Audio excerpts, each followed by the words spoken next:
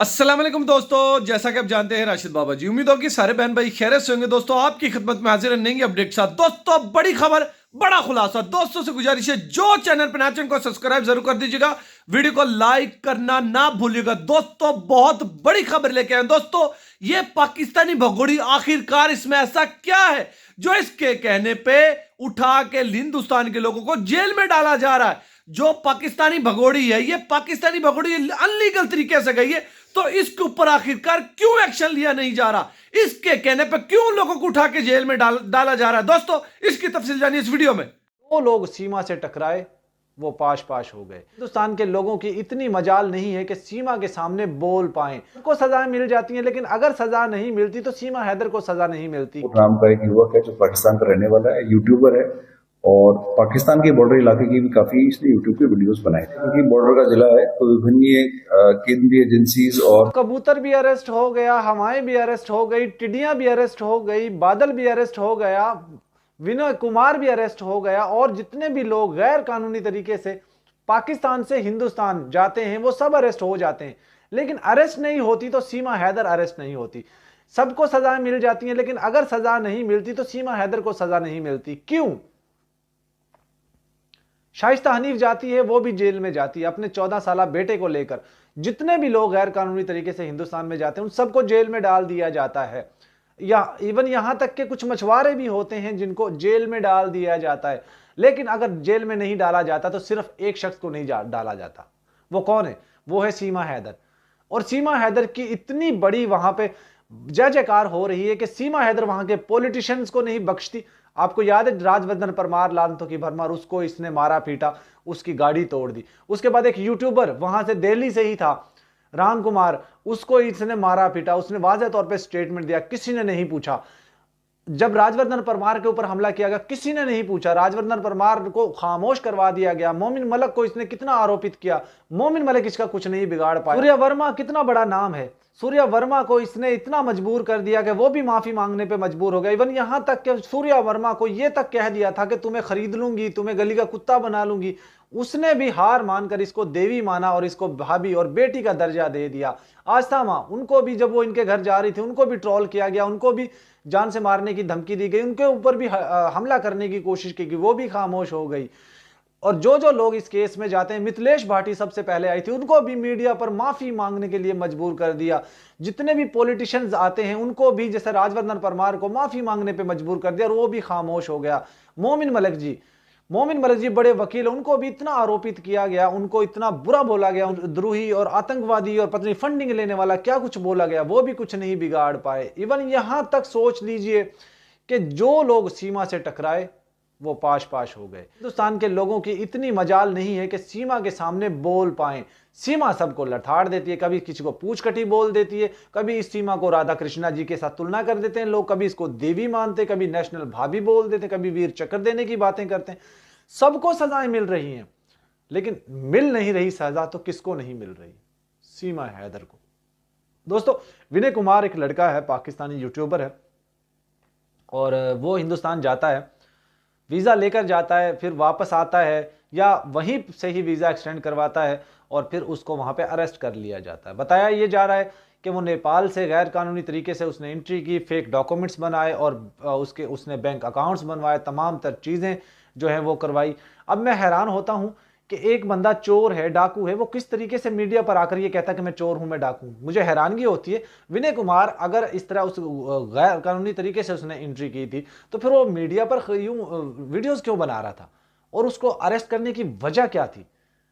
दोस्तों अभी 4-5 दिन पहले विनय कुमार को अरेस्ट किया गया है वहां से, हिंदुस्तान से, और उसके साथ उसका एक दोस्त या उसका रिश्तेदार या उसका सहूलतकार वो भी अरेस्ट हुआ है। पूरी तफसील, पूरी जानकारी आपको इस वीडियो में मैं देने लगा हूं, और वीडियो में आपको दिखाऊंगा कि पुलिस कर्मचारियों ने किस तरीके से उसको अरेस्ट किया, किस तरीके से अब उसको सजाएं दी जाएंगी, किस तरीके से कौन कौन सी एजेंसीज जो है उसको ट्रैप कर रही हैं या उसको ट्रेस कर रही हैं, उसकी इन्वेस्टिगेशन कर रही हैं।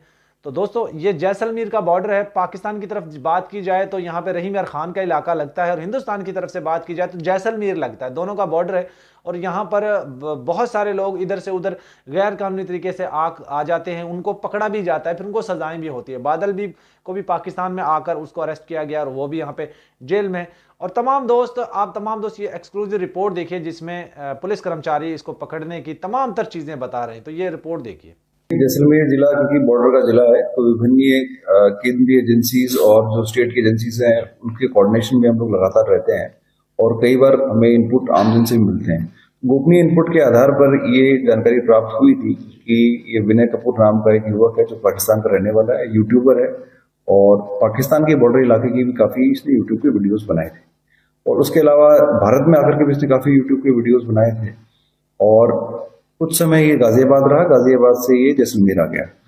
तो ये इनपुट प्राप्त होने के बाद सभी सेंट्रल और स्टेट एजेंसीज ने मिलकर के इसका जॉइंट इंट्रोगेशन किया। इंट्रोगेशन में जानकारी प्राप्त हुई कि ये पाकिस्तान से नेपाल के रास्ते से भारत में एंटर हुआ था और इस पूरे कृत्य में एक सचिन चौधरी नाम के युवक ने इसकी मदद की थी। उसके अलावा भी कोई और जो लोग हैं उनका भी हम पूछताछ में खुलासा करेंगे, उनके खिलाफ भी कार्रवाई करेंगे। इस पूरे प्रकरण में हमने प्रकरण दर्ज कर लिया है, दोनों विनय कपूर और सचिन चौधरी को गिरफ्तार कर लिया है और उनसे डिटेल पूछताछ की जा रही है। उसके अलावा जो भी डिजिटल साक्ष्य, जो मोबाइल और डिजिटल एविडेंसेस हमारे को मिले हैं उनकी भी हम एफएसएल से जांच करा करके प्रकरण के अंदर हम उसको शामिल करेंगे। कोई और कौन लोग हैं जो इस तरह का काम कर रहे हैं, जो ऑर्गेनाइज तरीके से बाहर के नेशनल्स को बिना किसी वैध डॉक्यूमेंट के भारत के अंदर शरण देते हैं या उनकी किसी तरह से हेल्प करते हैं, इसके संदर्भ में हम डिटेल अनुसंधान कर रहे हैं। और जैसलमेर जिला क्योंकि बॉर्डर का जिला है, सेंसिटिव है, तो आपके माध्यम से हम ये रिक्वेस्ट करना चाहेंगे कि अगर किसी तरह का कोई भी संदिग्ध व्यक्ति आपकी नजर में आता है तो तुरंत पुलिस को सूचना दें, हम इसमें विधि सम्मत कार्रवाई करेंगे। और आपके माध्यम से, क्योंकि यहाँ पे पाकिस्तान से आए हुए लॉन्ग टर्म वीजा पे रहने वाले काफी लोग हैं, उनको भी हम रिक्वेस्ट करना चाहेंगे इस तरह का कोई व्यक्ति आता है तुरंत पुलिस को सूचना दे, पुलिस का सहयोग करें। बिना लीगल डॉक्यूमेंट के अगर देश में एंट्री होगी या कोई फ्रॉडलेंट डॉक्यूमेंट्स बनाएगा, पुलिस सख्त कार्रवाई करेगी। और ये जो प्रकरण दर्ज हुआ है ये कहीं ना कहीं उनके लिए मैसेज है कि आप वैध डॉक्यूमेंट के थ्रू ही भारत में एंटर करें। तो पूरा हम डिटेल अनुसंधान कर रहे हैं, जो डॉक्यूमेंट्स इन्होंने फर्जी जो डॉक्यूमेंट्स जैसे आधार कार्ड है, जैसे बैंक 3 बैंकों के अंदर अकाउंट खुलवाए हैं, सभी डॉक्यूमेंट्स की हम डिटेल अनुसंधान करेंगे। और किसी व्यक्ति ने, किसी कर्मचारी ने, किसी प्राइवेट व्यक्ति ने अगर अपराध किया है तो उनको भी इस प्रकरण में गिरफ्तार करेंगे। ये सारी चीजें गोपनीय रहती हैं और इसमें सारी एजेंसीज जैसे केंद्रीय एजेंसी और स्टेट एजेंसीज मिलकर के डिटेल पूछताछ करती हैं और उसमें जो भी इनपुट मिलता है उस पर हम कार्रवाई करते हैं। यूट्यूब के वीडियोज हैं, हमने सबको डिटेल में एनालाइज किया है और इस संदर्भ में सभी केंद्रीय एजेंसीज और स्टेट एजेंसीज की जानकारी में है। जॉइंट इंट्रोगेशन भी किया गया है, उसमें जो विधि सम्मत कार्रवाई है वो की जाएगी।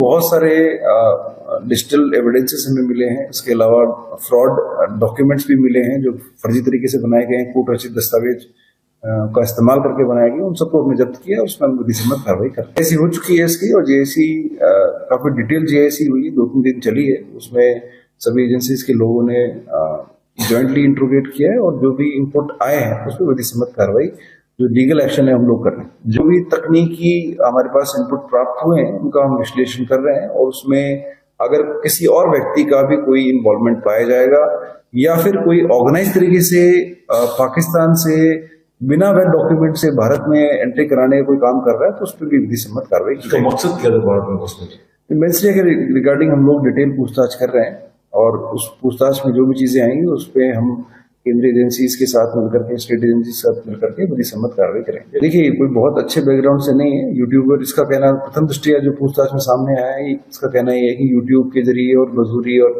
छोटा मोटा काम करके ही अपना जीवन यापन करता था, परंतु डिटेल अनुसंधान अभी भी जारी है। योगी सचिन चौधरी है, उनको भी हमने गिरफ्तार कर लिया और उनसे भी पूछताछ जारी।